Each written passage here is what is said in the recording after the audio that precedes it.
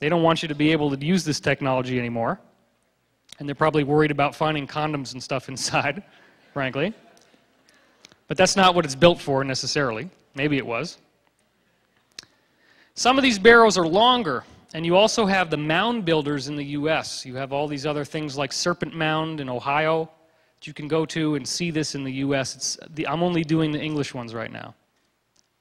Henges is the one that everybody's so familiar with and everybody loves, because now you get standing stones like the single ones you were seeing before, except now there's certain areas where the energetics are so high that long rows of stones are being put together because it's going to be even more powerful. The sheep really like being near these stones. In fact, animal life really can feel this more than we can. These were not put there by accident. And again, in this case, you have a combination of a barrow and a henge. You have the henge at the front here, and if you go through that path down the middle, you go into the barrow, and you go inside and you meditate.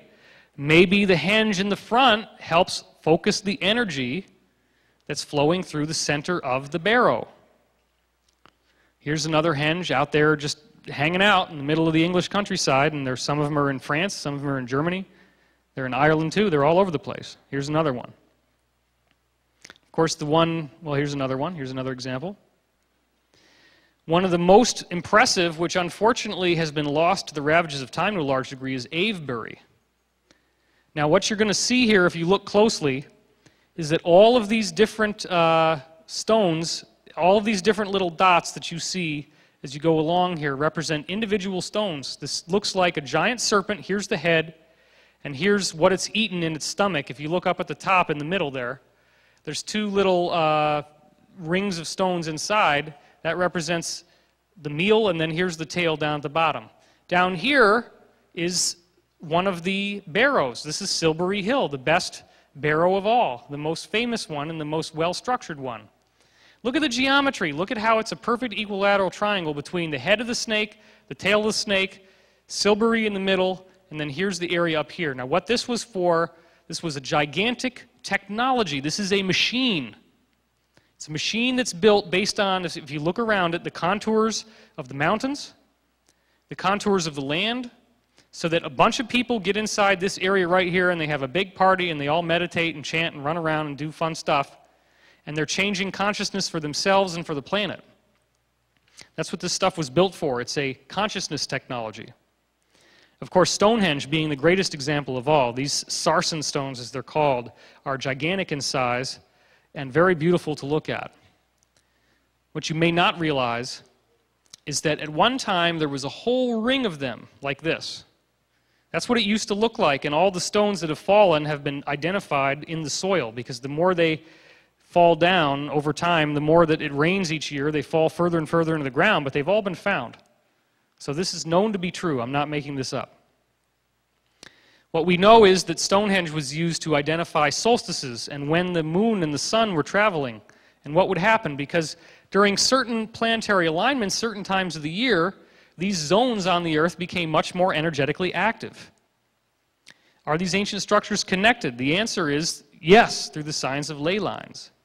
This was done by Sir Alfred Watkins, and we're going to talk a little bit about him. He found in the 1920s that ancient holy sites lined up in straight lines, which he called leys. Sites from extremely different ages, millennia apart, were all aligned with one another. This includes the Neolithic Age, which is Stone Age, the Bronze Age, the Iron Age, and the Christian era. Now, he would use this camera to basically be able to look across long distances and see if things were in a straight line. Now, what you see here is the summary of a massive amount of research that he did. What you see here is every single one of these words is a different ancient sacred site. Nobody ever comes out in the open and says, oh, by the way, all these sacred sites are built in a straight line. It took a guy like Alfred Watkins to analyze this and discover it for himself. But guess what a lot of these things are? They're cathedrals. Do you think that maybe the Knight Templars knew that there was something going on? Do you think that maybe they knew to build on that line and not to build off the line?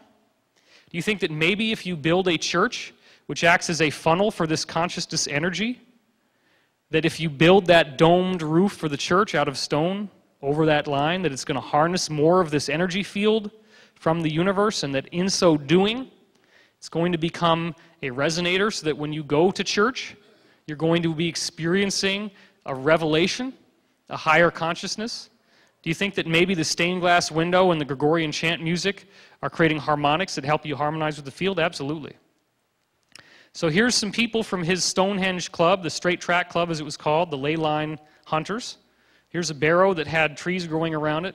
Here's a similar ring of trees without a barrow. This is a natural earth effect caused by these energy fields because they do have circular formations. Well, it is a hyperdimensional effect. These are harnessing hyperdimensional energy because the hyperdimensional energy is what makes the matter that is building the stones. Let me say that again. The matter that makes these stones, the stone itself, the actual hard stuff, is built from hyperdimensional energy, energy from the time field that's flowing into our space-time. That's what, according to Dr. Dewey Larson, all matter is built from, is this hyperdimensional exchange between three-dimensional time and three-dimensional space. That's all it is. So, of course, you're going to get time anomalies, but it's also the energy that builds you. It builds your DNA, it builds your body, so when you get more of it flowing through you, you're going to have more health and vitality. And because it's the energy of your consciousness, because it is consciousness, it's also going to give you a more advanced intellect.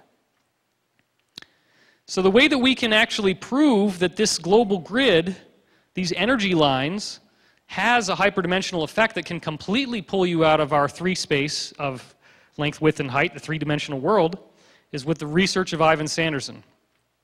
He investigated a massive number of different disappearances of ships and airplanes. What he did is he took everything from every single ancient, everything from the dawn of aviation, going all the way back to the first airplanes and even before that for the marine records. He looked for every case of disappearance since planes were discovered. And he found that the majority of what he was finding all clustered around 12 points on the Earth's surface. That's completely unprecedented. That's not mainstream information. It was done in the 1960s. This guy should have been treated with as much respect as somebody like Edison or Einstein or Alexander Graham Bell or the Wright brothers, because this is a huge discovery. 12 key points around the world in which planes and ships are spontaneously disappearing. He wasn't looking, he didn't have anything in mind when he started doing this. All he did is he looked up each one and he gave it a push pin, push pin, push pin. And where were all the push pins at the end? They were in 12 places. Even stranger is that the 12 places are not just haphazardly scattered around the Earth, they're all equally distant from each other. They're harmonically balanced with one another. They're all the same distance apart when you look to the ones that are adjacent to each other. If you connect the dots, you get a sacred geometry, which happens to be the same geometry that's in the polio virus, the same geometry that's in many other viruses at the quantum level, including HIV. But it's not just a negative, toxic thing like viruses. It's a very positive thing that's the fundamental building block of physical matter and biology and life. It's an icosahedron. Now, here we go. This is the Bermuda Triangle. Obviously, you know about this one.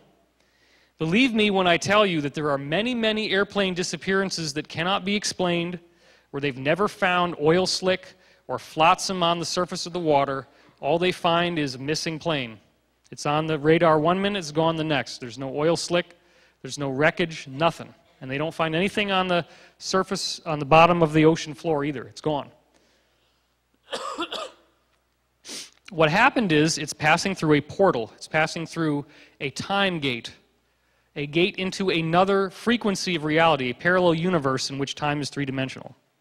Here are the 12 points that he discovered with his push pins.